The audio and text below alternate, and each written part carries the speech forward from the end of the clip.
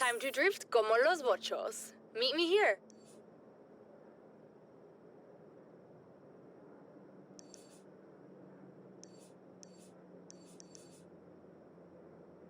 I just got my hands on a piece of Mexican racing history. Wanna see? Of course! I'm on my way.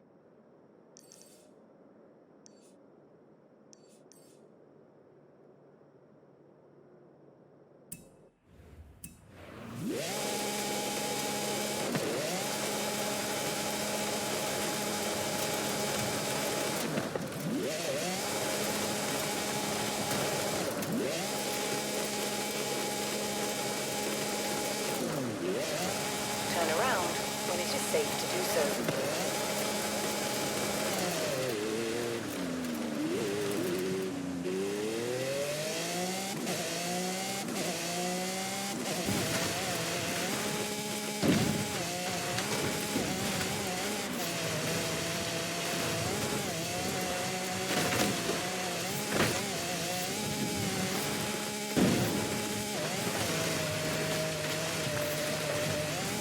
Calculating route. In 400 yards, turn right.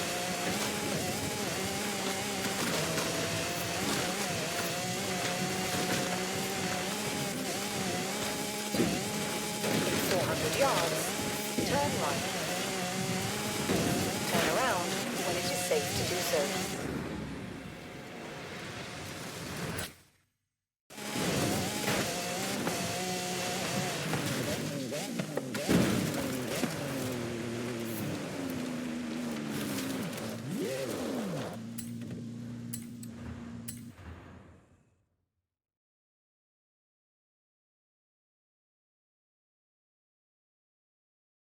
Let me guess.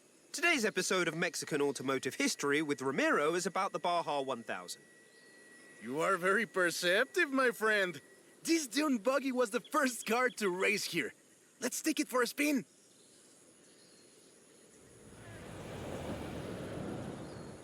The Baja 1000 is probably the most prestigious race held in Mexico. Do you know how it all started? I assume the Myers Manx has something to do with it. Correct again. The Baja 1000 started as a very elaborate marketing campaign for the car you're driving. But let me start from the beginning. On the 22nd of March, 1962, Dave Eakins and Billy Robertson did the first real Baja run. They went from Tijuana to La Paz in 39 hours, 56 minutes on new Honda CL72 Scrambler motorcycles. So they probably were a bit sore afterwards. They got a lot of media coverage though.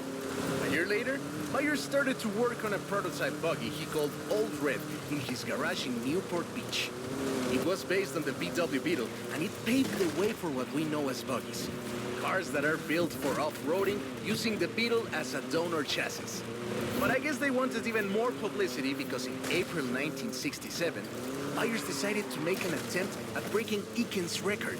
And it worked!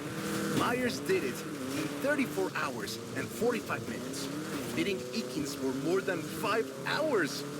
The rivalry was known as Buggy Beats Bike in Baja.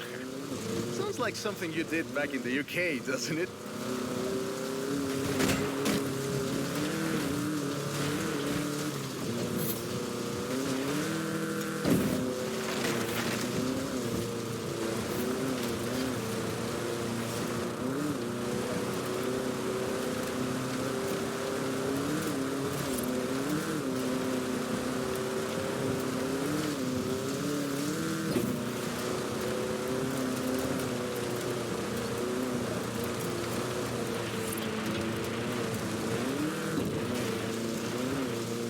Myers Manx became an overnight sensation as a result, and suddenly they were friendly races all across the Baja. It wasn't long before they realized they needed something more organized. And that was Mexican 1000. Guess who won the inaugural event? Myers Manx? You're on fire today! Yes, in 27 hours and 38 minutes. The official race was 100 miles shorter than the original route, but it's still impressive. The Mexican 1000 was later renamed to the Baja 1000 and is run to this day.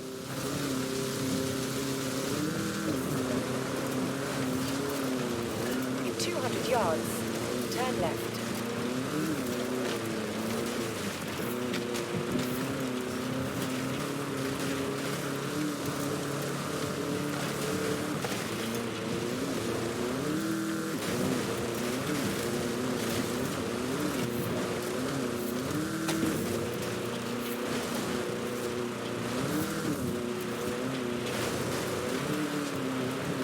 In 100 yards, turn left.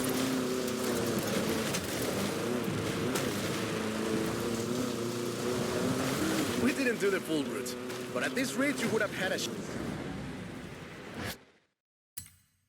shot at the original record.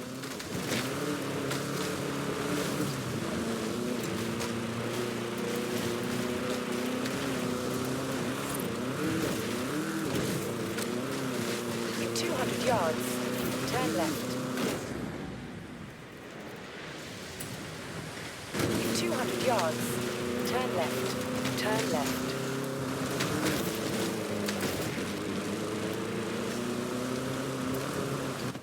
I love that story. My abuela used to tell it to me at least once a year.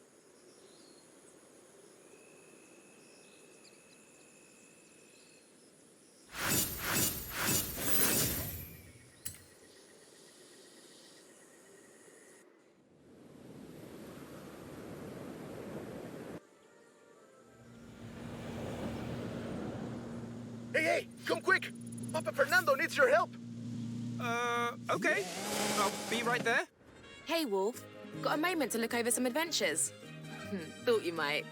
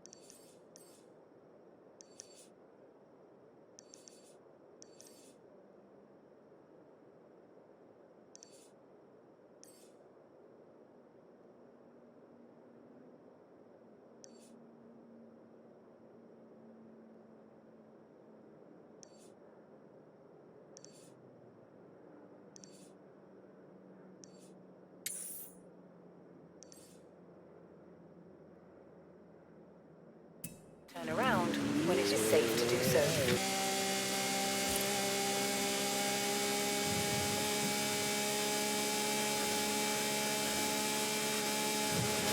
In 400 yards, turn right.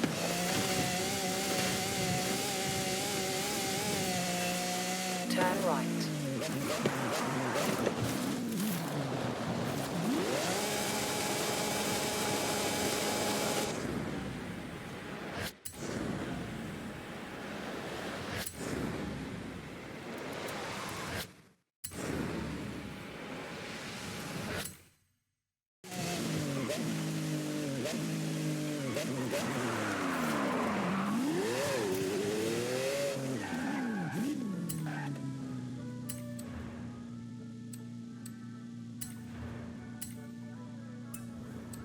First, we start with the car theme. Take your pick. Now, pick a performance class.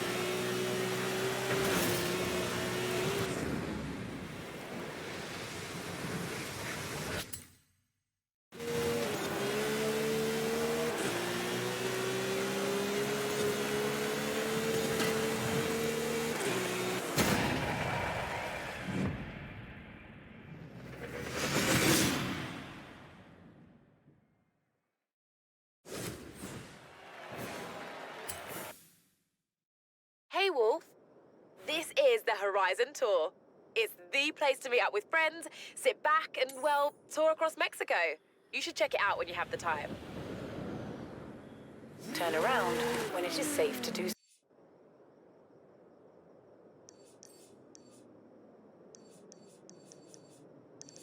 Time to drift como los bochos. Meet me here. Turn around.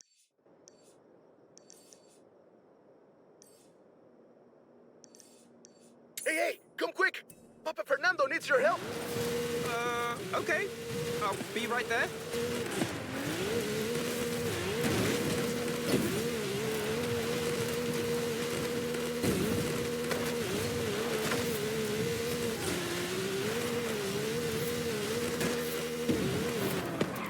You have arrived at your destination.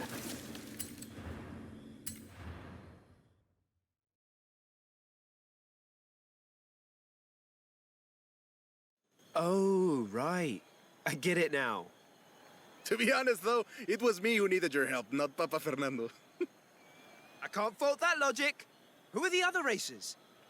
It's this new street racing crew that's been hanging around. I think they're here to see what you can do. Let's show them. Hey, he's eager. But this isn't really a street race. There's no checkpoints, just the finish line. So keep to the route and get there first.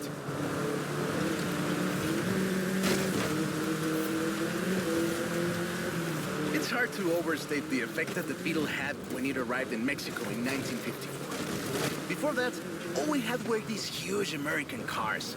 So this new European-style car with its shape and light chassis and those adorable headlights and an engine that anyone with a tractor could fix was...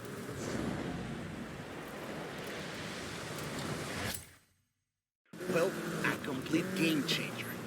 They were so exciting that they were displayed at the Ciudad Universitaria in Mexico City. And there were lines to come and see this new car. Keep it up. We'll win this. Production of the Beetle started in Mexico soon after 7 of them finished the Carrera Panamericana. Before that, people were a bit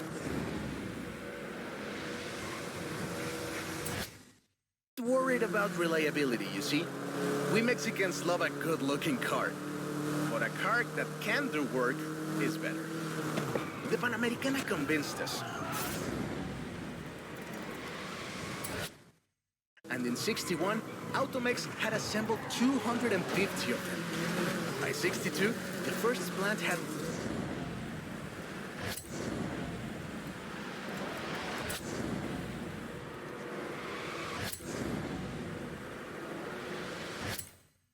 opened in Jalostoc, making 10 of them a day. We love that car. So another plant opened in Puebla in 1967. And in '71, El Bocho became the official taxi of Mexico City, which is why you see so many of them today. It's funny. The first Bochos were imports, or CKDs. But in 1971, we were exporting them to Costa Rica, and back to West Germany, Austria, Belgium, everywhere in Europe. It was a sad day in 2003 when the last Volkswagen sedan Última Edición rolled off the production line and went home to the Volkswagen Museum in Wolfsburg. So loved was the Bocho that it eventually outsold the Ford Model T to become the world's best-selling car. That is a great car. Probably the most iconic car in all of Mexico. Ay, es increíble que un auto tan pequeño deje un vacío tan grande. Adiós, sedan. Thanks. I'll call you when I've got that next one ready.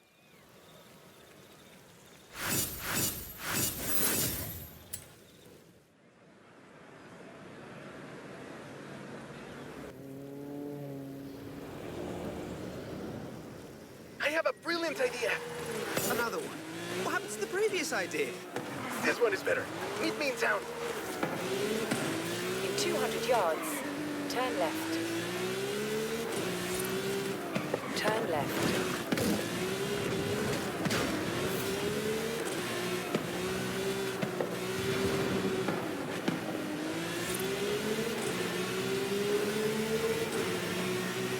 In 400 yards, turn left.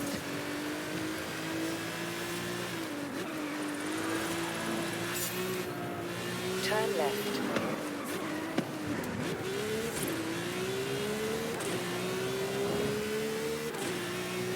In 400 yards, turn right.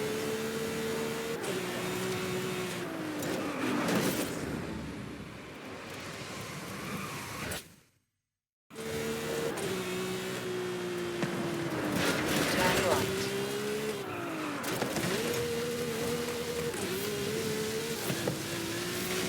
In 400 yards, turn left.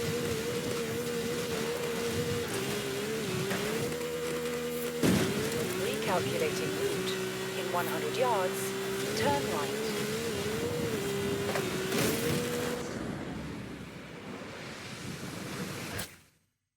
Turn left.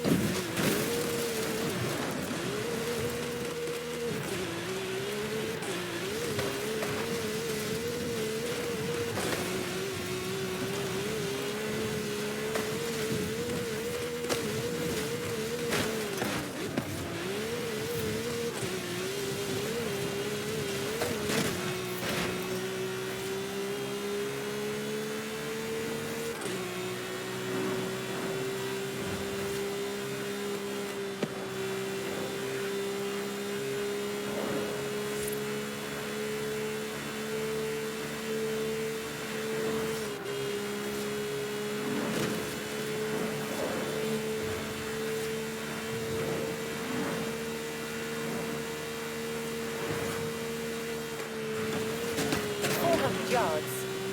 Turn left. Turn left.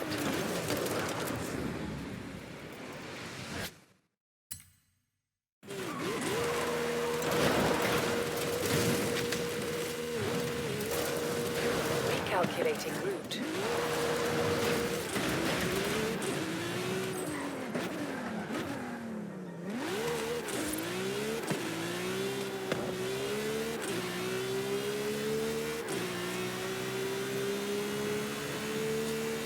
In 400 yards, you will arrive at your destination.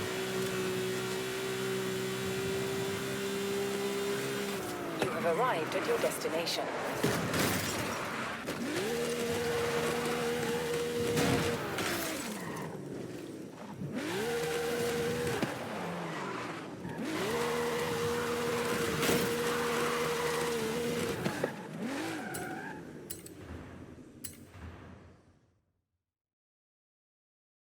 I have two cars here. A first-generation Volkswagen and a seventh-generation Volkswagen Golf. Made in Mexico for almost half a century. Sadly, they stopped building them in 2021. But we can still race them. What do you say? To make it fair, I will give you a chance to make an informed choice. Let's go for a test drive. And I've got lots to tell you about Volkswagen Mexico.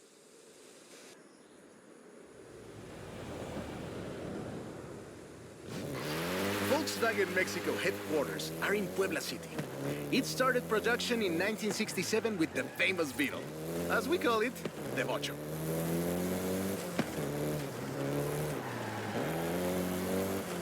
VW made multiple attempts at replacing the famous Beetle with newer models, but all of them failed way short of achieving the production figures until the Volkswagen Golf came into play.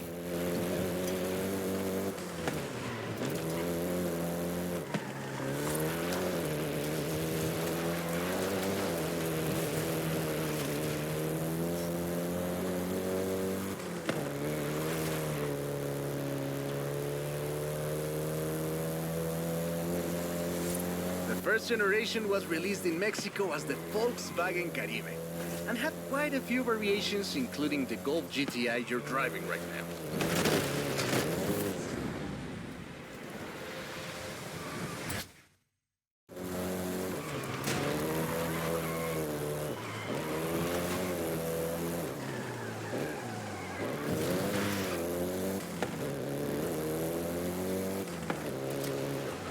VW engineers, inspired by the Beetle GSR, designed and prototyped the Golf in secret as a Skunk Works project. Little did they know that the Golf GTI would become the hot hatch.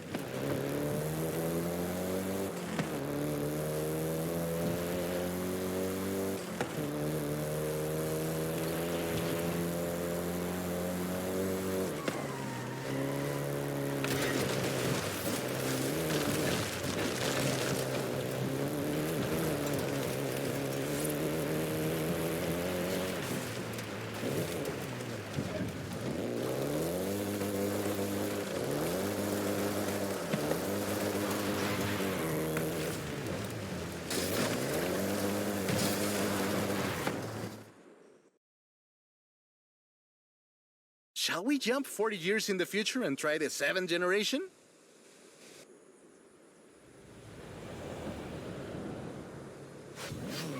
The 7th generation of the Golf first appeared in 2012. This version is the Volkswagen Golf R, R meaning race.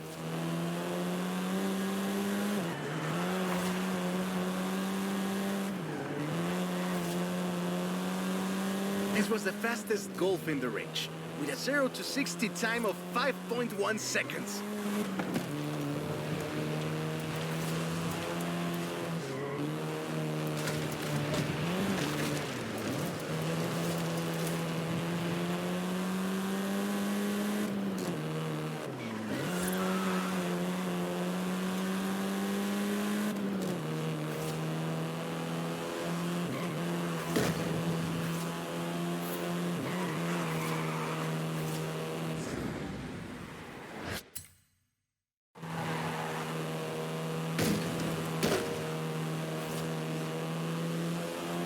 Volkswagen Mexico produced all 7 generations of the Golf, totaling more than 2 million units over 44 years.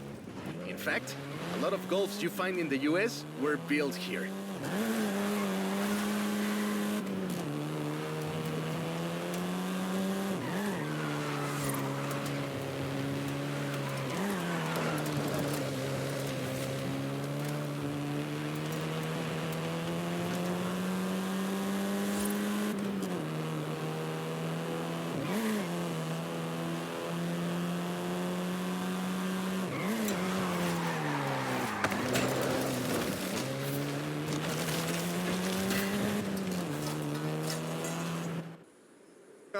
All right. Enough driving around. Let's go head to head, after you've had a chance to rest.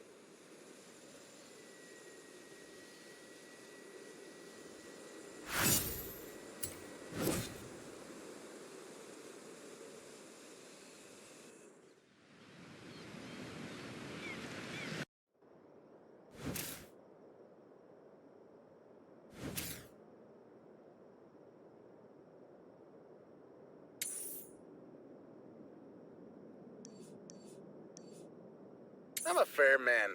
I'll let you choose. Which Golf do you want to drive for our little race? I'll take the Golf GTO.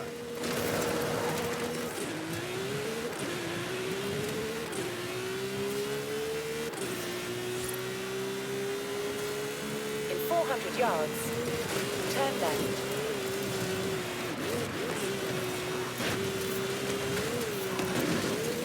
Turn around when it is safe to do so.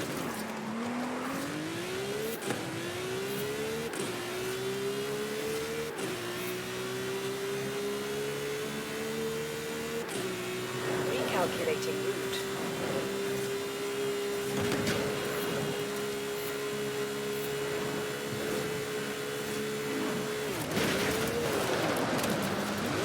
In 200 yards, turn sharp left.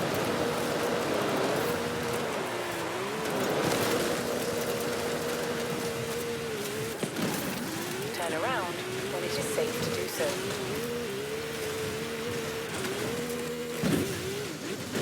You have arrived at your destination.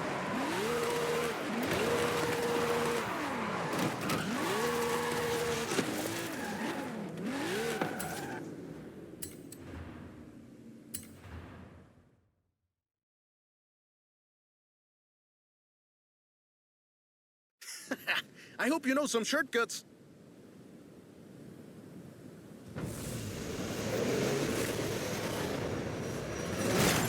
See you at the finish line.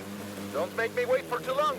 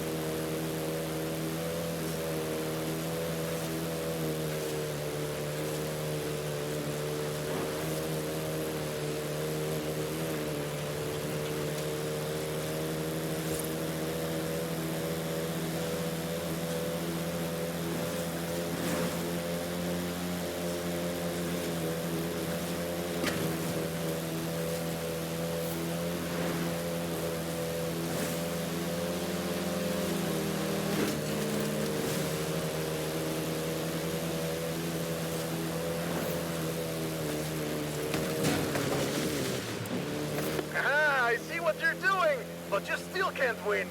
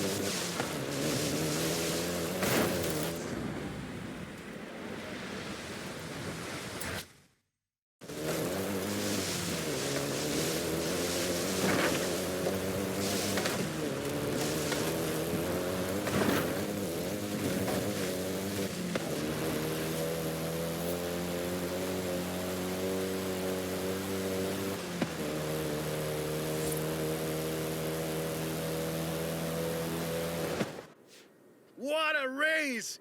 I am actually surprised the first generation still holds up. I'm sure you didn't cheat.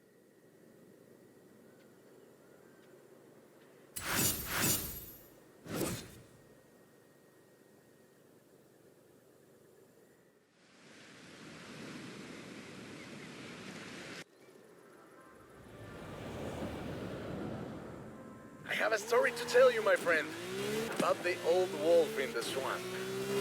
Are we going to a zoo? A swamp? I'll pick you up. Turn around when it is safe to do so. In 400 yards, turn left.